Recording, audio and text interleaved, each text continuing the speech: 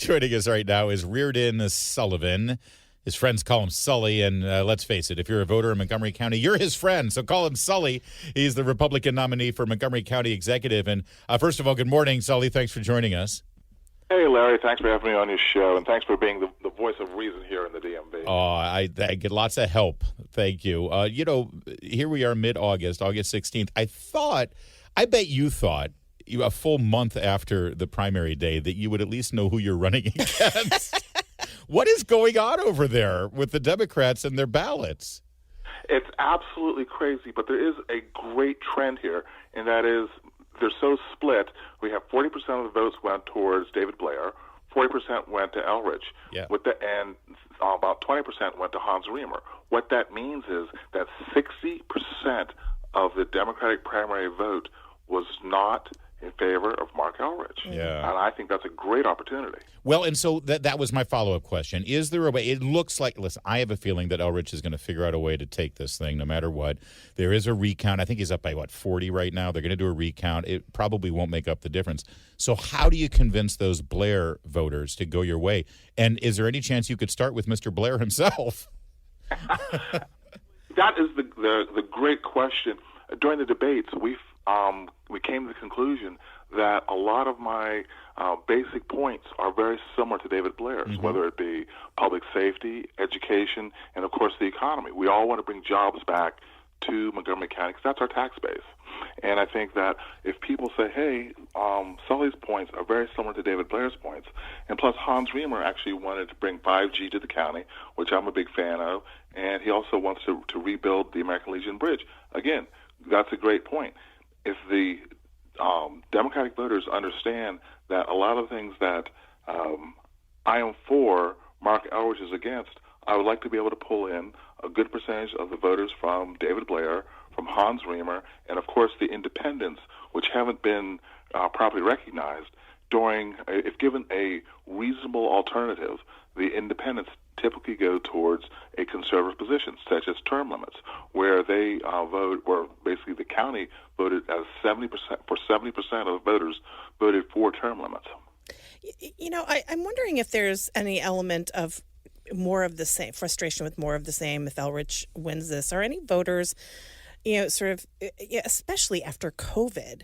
I'm just astonished that 40% went for Elrich. I mean, is there a sense out there of we need new blood, we need new ideas? Is that resonating with the voters in Montgomery County? Oh, I think that's totally resonating with the voters in Montgomery County. There's even before I got into the race, there was a big push, anybody but Elrich. Yeah. And I think it's a perfect opportunity to take advantage of that because so many people are fed up with whether it be the mask mandates, whether it be what he's doing to schools.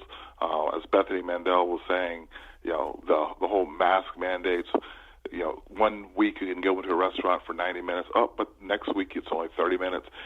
They couldn't make up their minds on how to handle that pandemic, and that's one of the things that he's running on, that he did a good job during the pandemic. Well, if you ask the local businesses, if you ask the parents, the teachers, I'm not sure that everybody agrees with that. Yeah.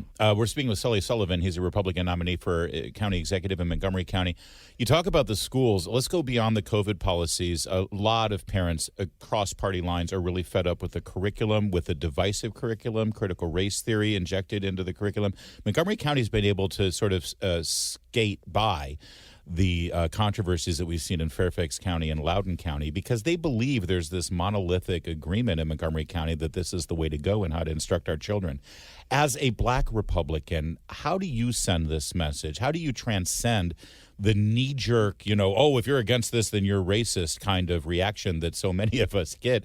I think you're an important messenger here in terms of how to really focus on education for the children of Montgomery County. Oh, and absolutely. I'll say one thing. It's not a matter of being a black, white, or anything else as far as a Republican goes. It's a matter of being a voter in Montgomery County with some common sense. Yeah. No. I mean, it really is. And the bottom line becomes you take schools like Watkins Mill High School. Unfortunately, that school is graduating 81% of the students, but only, I think it was 3% are proficient in math per U.S. News and World Reports. That is not acceptable. The fact that the agenda in the public schools tends to be more towards social issues and social justice issues.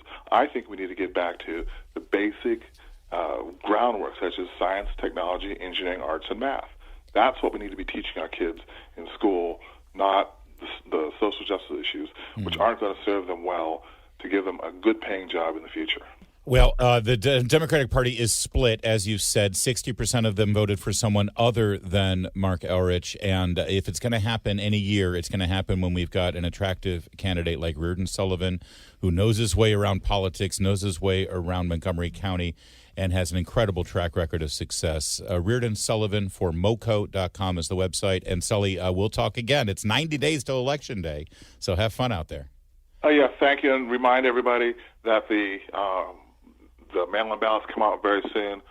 Please take a look at your candidates. We also have some down-ballot candidates who are actually really trying to do a great job.